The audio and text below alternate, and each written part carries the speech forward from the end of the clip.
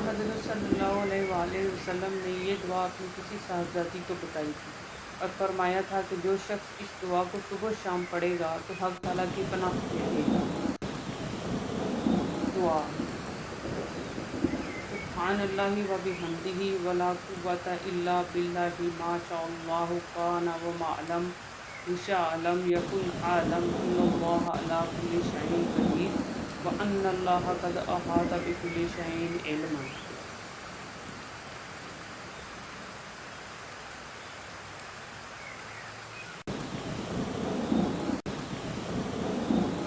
اللہ پاک ہے اور اسی کی تعریف ہے، اور اللہ ہی کی عطا کردہ قوت ہے۔ جو اللہ نے چاہا ہوا، جو نہ چاہا نہ ہوا۔ میں جانتا ہوں کہ بے شک اللہ ہر چیز پر قادر ہے، اور یہ کہ اللہ کا علم سب چیزوں پر حاوی ہے۔